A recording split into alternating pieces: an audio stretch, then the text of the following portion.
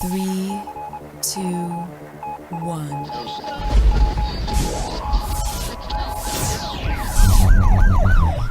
We'd like to welcome you to another edition of GrokTALK, brought to you by New Hampshire's leading conservative blog site, GrokTALK.com. We are your feared extremist, right-wing, hard-charging, gun-toting, opinionated, outspoken, rabble-rousing, letter-writing, radio microphone stomping conservatives and rational libertarians. So get ready for more news and opinion you could only get from GrokTALK.com. GrokTALK. All right, welcome back to GrokTALK. Brought to you by GrokTALK.com and the coalition of New Hampshire taxpayers who allow us to use the space and allow us to pay for phone lines and internet and all that other cool stuff that allow us to bring you this podcast every week when we feel like it. Mostly. Mostly. Thanks again to, of course, Guy Comtois for coming in the first segment and Jane for dropping in to give us a quick legislative update. And then, of course, we just had Kirk McNeil and Kevin Bloom here to talk about asset forfeiture and a handful of other issues.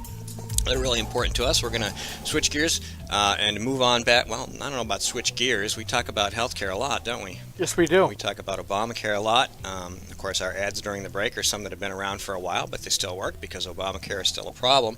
And we have a gentleman on the phone who has his own solution to this problem. Dr. Gerard Giannoli is a physician who accepts no private or government insurance. And we have him on the phone. Dr. Giannoli, how are you doing this morning? Doing great. Thanks for having me on the show, guys. Oh, great to have you on, because this is an important thing, and I think that our listeners need to understand that this actually works. So you have an article in the Wall Street Journal called Saying Goodbye to Third-Party Medical Payments, and you start out with the Affordable Care Act is raising costs, restricting patient choice and doctor freedom, and putting bureaucrats in the treatment room. And you mentioned that the onus is now on physicians to innovate and improve patient outcomes with the within the restrictive confines of the Obamacare world. So why don't you tell our listeners how you're dealing with that? Well, first of all, just to lay it out there, I was not happy with how things were before Obamacare. Mm-hmm. And the three main issues were, number one, rising cost, number two, access, and number three, increasing bureaucracy. And my partner and I, seeing all this and seeing how things were going and also seeing Obamacare would certainly make things worse, we decided 10 years ago, actually, to move out of all the third-party contracts. Since the advent of Obamacare, it's actually made things worse. Obamacare has, its promises was to improve those problems. It's actually made everything worse. And our solution to it, which was to just eliminate the contracts with the third-party payers, solves virtually all those problems. The way it works in my practice is the patients will call. On the phone, before they even schedule a visit, they're told how much the visit will cost. So they can decide right on the phone whether it's worth it or not. They're not going to get any surprise bill, a month later or whatever. They show up for the visit. At the time of the visit, they pay for the visit. Then we give them a HCFA form, which is sort of like a receipt, which they then sign and lick an envelope, mail it off to their own insurance company, and the patient gets reimbursed based on how much their insurance allows. So it's different for every patient. But my prices are the same. Compare that to what we traditionally see right now in any medical practice, where you call, ask them how much it's going to cost. I dare say no one will be able to tell you how much it's going to cost. I bet you're right. Second, you go have the visit, and on your way out say, okay, I'll pay for it. They won't be able to tell you after the visit how much it costs. Mm. You'll get a bill a couple months later, a surprise bill for how much it is, and you'll often be surprised on the upside, if you follow me. And it's different for everybody. You can have 2 people, 3 people go in and have the same exact thing done. They're going to have three different bills. It's crazy. It is crazy. I know that I've had situations where my wife has had insurance and I've had insurance. And, of course, it's different for me. When I go, my insurance is the primary, hers is the secondary. And when she goes, hers is the primary and mine is the secondary. And they always screw it up. You always end up, and the thing that always bothered me was they eventually fix it. But my doctor or my dentist, they don't get paid for like 12 or 18 months. That's crazy. Well, sometimes they don't get paid at all. Well, that's true. Because they'll say something like, oh, you didn't fill out this form right, or dot this I across this T. We're not going to pay you at all. That's the interesting thing. When we do it the way my office does, okay, a lot of times the insurance company will send the payment to me, okay? And what we do is we write, with a big black marks a lot, we write on top of the check, void, mail it back with a letter saying, we don't have a contract with you. This is supposed to be sent to the patient. Okay, so then they'll cut a check and send it to the patient. Well, a few months later, the insurance company inevitably will send a letter to us saying, you know that payment we sent you, we made a mistake. We overpaid you. We want 30% of it back. Okay, and with the doctors that have the insurance contracts, they have no option. They have to give that money back, or it's pulled out of future earnings.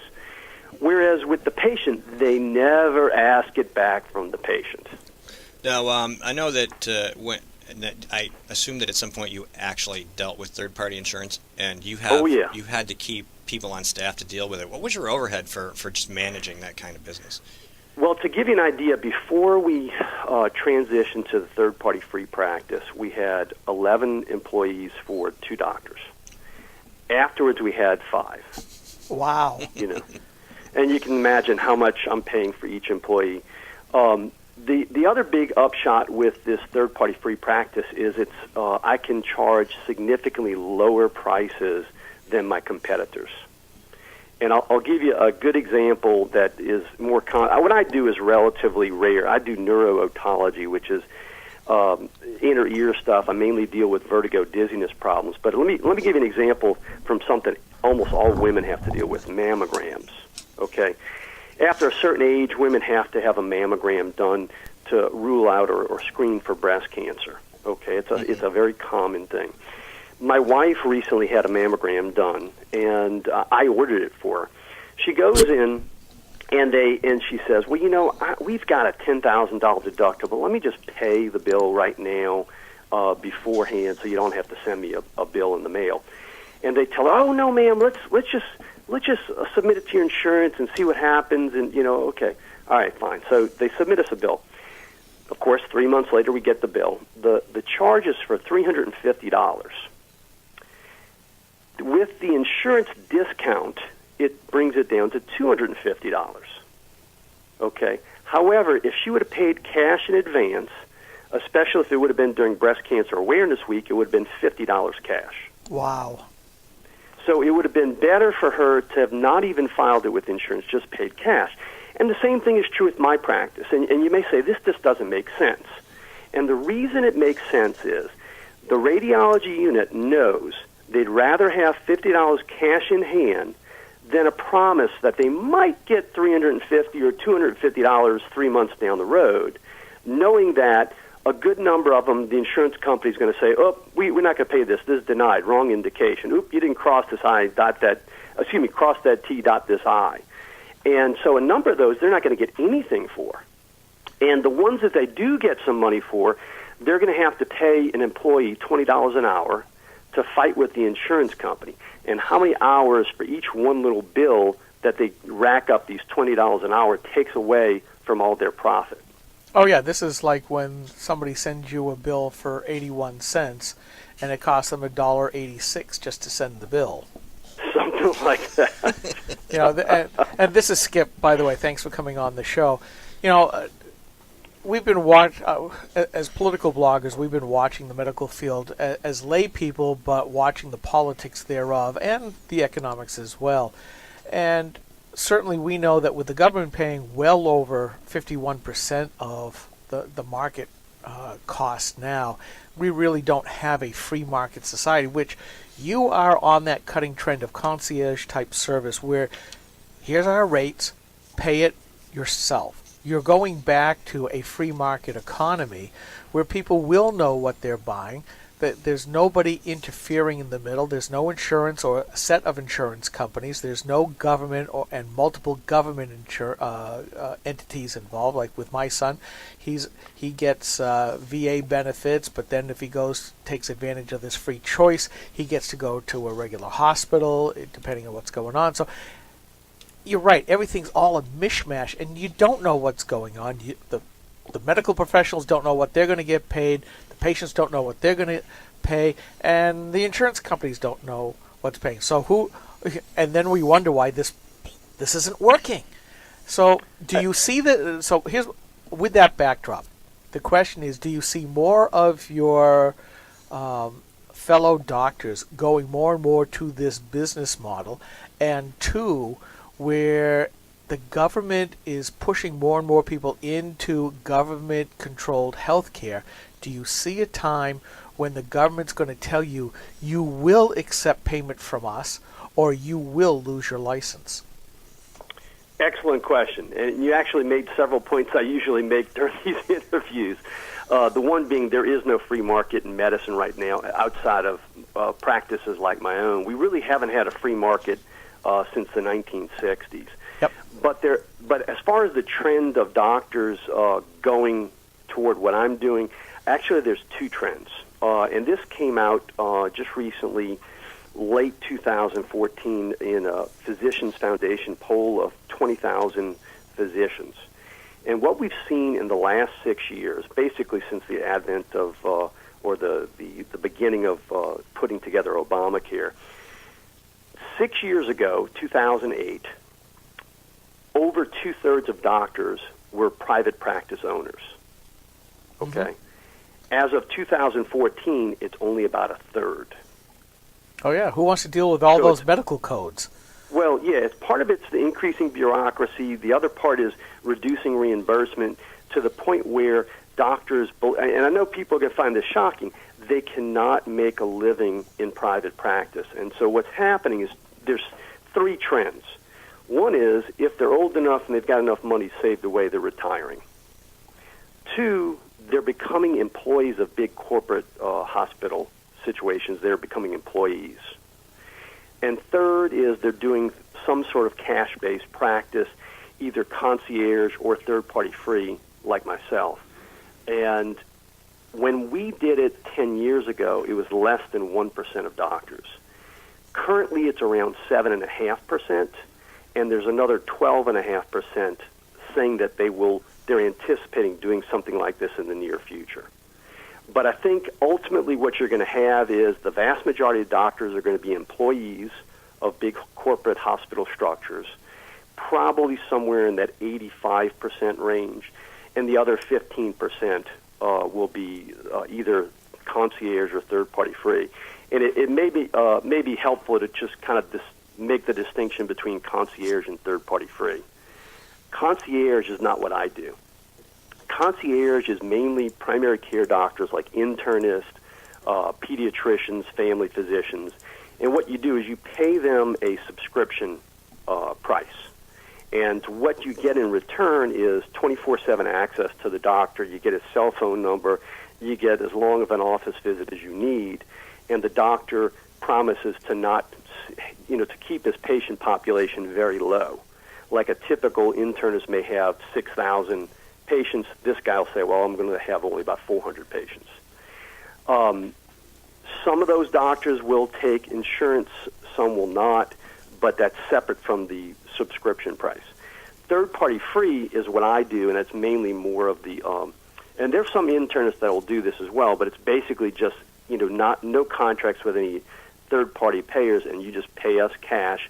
We give you the HCFA form, and you deal with your own insurance company. All right, we're going to take a quick 60-second break. Stay on the line, sir, and we'll be right back. This is the Coalition of New Hampshire Taxpayers. We're located at 8 North Main in Concord, New Hampshire. This is a repository for all things conservative and municipal. So if you have a problem in your town, your school, your budget committee, the right to know law, and now the top of our list is voter fraud. You have a tip for us, some information for us, you want to join or help us out, cnht.org.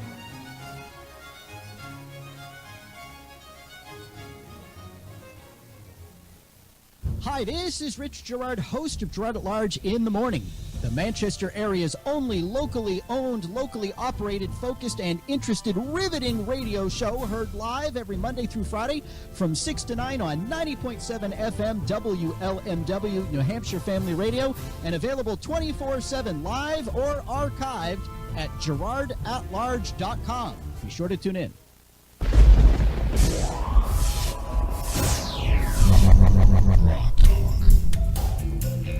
All right, we are back. We are talking to Dr. Gerard Giannoli, who doesn't take insurance. He lets his patients handle that side of the operation. I guess and we've covered a lot of things. How's business? I mean, I assume you have patients who are happy with this arrangement, obviously. Absolutely. That's probably one of the biggest questions I have from physicians. The interesting thing is when I do a lot of, I talk to a lot of physicians groups about going third-party free and how to do it. And I also talk to lay, non-physicians. Non-physicians seem extremely accepting of the whole model. The physicians are the ones who are more leery of it. And the reason for that is this. You can imagine if someone's got their insurance and they've got a $5 copay to see one doctor versus they got to pay everything up front with this other doctor, who do you think they're going to go see? So consequently, they're worried they're going to go bankrupt. And so you mentioned that I'm in the free market, but I'm in the free market competing with some major disadvantages in that my competitors are seen by the patients as being free, and they have to pay for me. So I have to provide something that the other guys can't. And there's a number of ways that I'm able to survive. The main thing being my field of dealing with vertigo requires a good, long, thorough history and physical that may require typically an hour and a half initial office visit. It requires extensive testing that the insurance companies won't reimburse even at the level of your overhead. And then third, it requires extensive counseling afterwards. Well, the way the insurance companies reimburse the doctors, they'll reimburse them the same for a very complex vertigo patient as they would for spending 2 minutes getting wax out of somebody's ear. So my competitors spend 2 minutes with the vertigo patients, and consequently they're not getting better. And so if they want to get better, they have to come see me. Wonderful. Before the break, I asked the question because about the government saying, we don't like this. We see this as a loophole because this gets you out of seeing all those brand new people that we have promised affordable care to, and you're basically showing up the government by showing them demonstrably how unaffordable care is, partly because of what you just talked about, that there's the perception that other doctors are free with a $5 copay, whereas they got to ante up to see you. But as we know, free basically means unavailable. The joke, right. the joke which I frequently repeat about the British having bad teeth. Yeah. Because the dentists are free. Yeah. You can't get one. And that's really where I'm going with this question, is that how dare you make the government poobahs look bad with this model? And do you think that there's going to be a backlash to this? There already is to some extent. There's a movement to, currently right now, physicians get their licenses from the state. And there's a movement for national licensure. And the reason for that is so they can institute something along the lines of, okay, now in order for you to maintain your license, you have to take Obamacare, Medicare, everything. Yep. And that's part of what that is. Although I think it's real low on their priority list right now because the vast majority of doctors, they're trying to herd into the big corporate employment structure because once they become employees of the big hospital corporations, they have control over them. Well, and they have control over the patient records, too, because all that's centralized and computerized. Absolutely. And then, at least initially, they're not worried about getting more doctors in. What they would more likely do, have more nurse practitioners and physicians' assistants where they can train them quicker, get them out there, and they're less costly than the doctors. In a way, they don't want more doctors because they're more expensive, and that means more people will see doctors and they're going to have to spend more money. So in essence, we're walking down what we've already seen in Britain with the NHS, where they substitute the quality for quantity, and it just all goes downhill. We watch this, as you could tell. Mike, one of the Groxers here with his accent, is from Britain, and he still has connections back home to hear about all this stuff. But we see it in the paper all the time. And do you forecast us hitting that low level of quality? Yeah, well, I can tell you stories from the current corporate medicine. I mean, we are absolutely immersed in nurse practitioners and physicians' assistants in the group practices we go to, which are affiliated with the most excellent but very corporate, Southern New Hampshire Medical Center. And what we find is we end up shopping for the best physician assistants. In other words, you know who the good ones are, you figure it out pretty quickly, and you make sure those are the ones you see. I totally agree. There is that push for lower quality, more quantity. The one big difference here in the United States as opposed to Canada is you can go outside the system and pay for private health care. It's just because we're having all of our money drained toward paying for this big boondoggle of American medicine, you can afford less. You're less likely to be able to afford to go out and pay for private medicine. When you talk to these groups about the third-party system, what's your pitch? How do you sell it to them?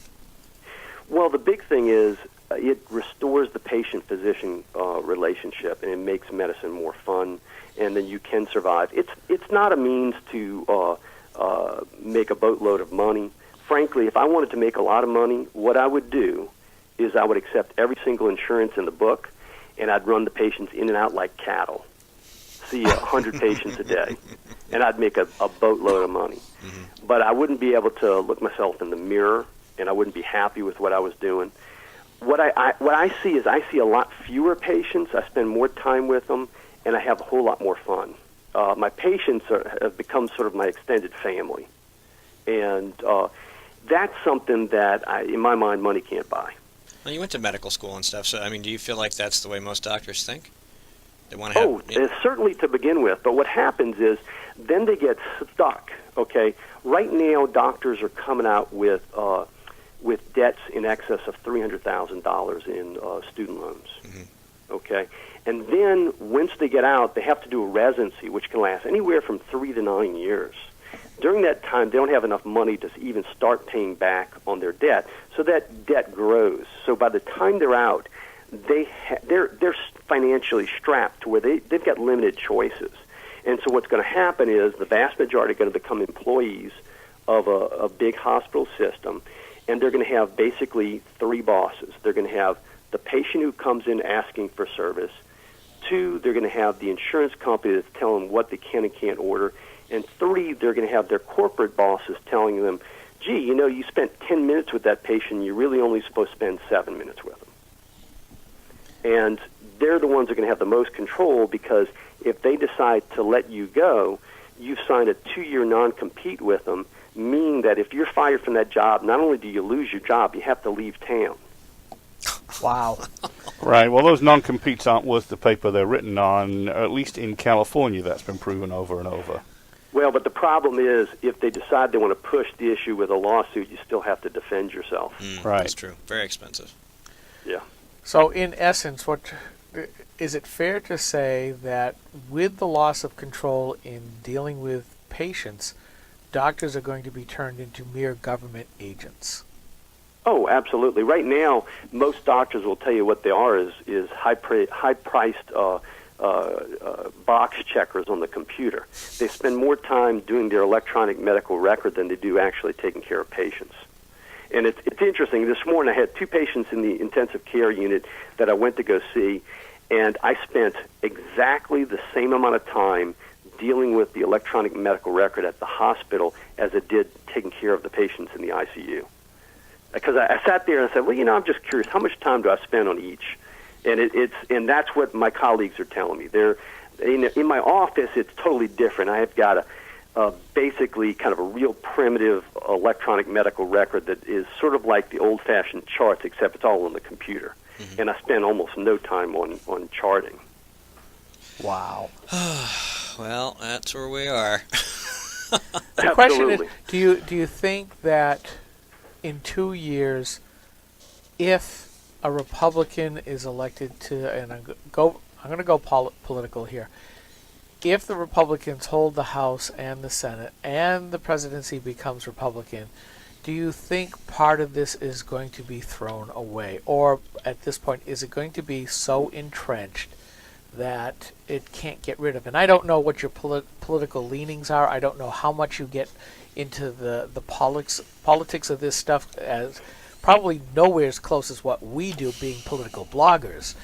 But what is your sense, and what do you think your fellow doctors are are hoping or feeling at this point? Well, I can only tell you what I personally believe, and at least from what I've seen of you guys, my politics are pretty similar to you guys. I'm fairly libertarian.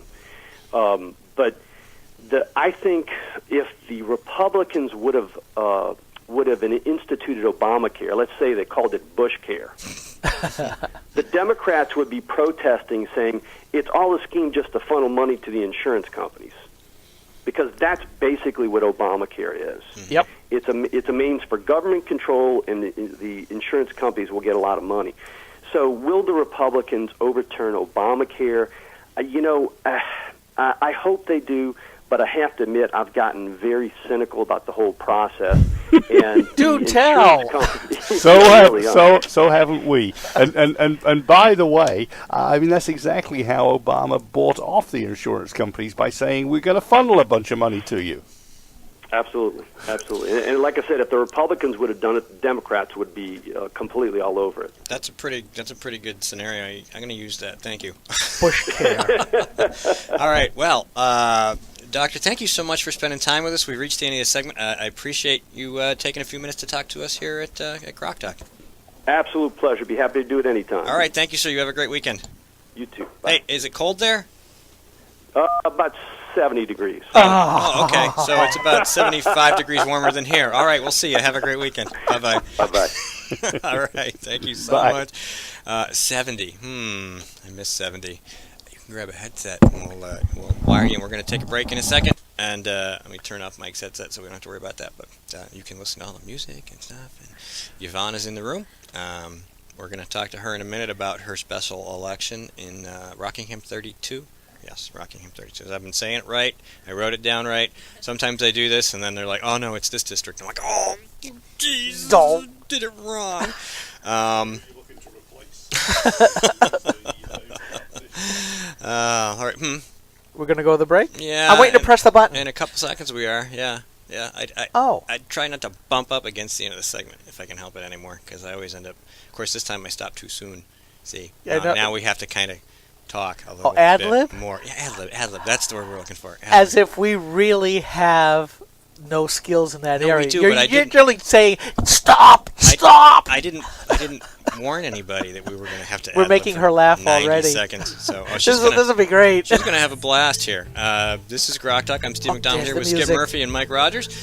Yvonne Dean Bailey's in the room. We're going to talk to her in the next segment about her race, and we will be right back.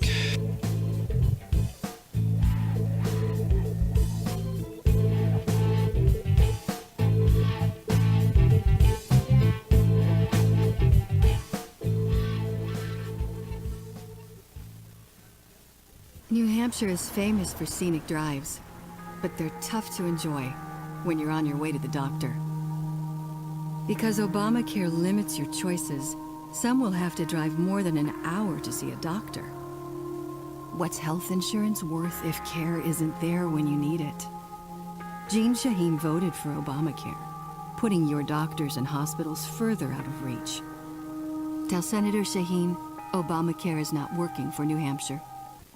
Jean Shaheen and her allies are making false claims about her record on veterans. The truth? Shaheen refused to meet with veterans pushing for reform. She wasn't on the committee that wrote the reform legislation and refused to co-sponsor important VA reforms in the VA Management Accountability Act until after the VA scandal broke. When our veterans needed her, Jean Shaheen was AWOL. Tell Jean Shaheen to stop distorting the truth and fix the VA. Hi, this is Rich Gerard, host of Gerard at Large in the Morning, the Manchester area's only locally owned, locally operated, focused, and interested riveting radio show, heard live every Monday through Friday from 6 to 9 on 90.7 FM WLMW New Hampshire Family Radio, and available 24/7 live or archived at GerardAtLarge.com. Be sure to tune in. This is a coalition of New Hampshire taxpayers. We're located at 8 North Main in Concord, New Hampshire. This is the repository for all things conservative and municipal. So if you have a problem in your town, your school, your budget committee, the right to know law, and now at the top of our list is voter fraud. If you have a tip for us, some information for us, you want to join or help us out, cnht.org.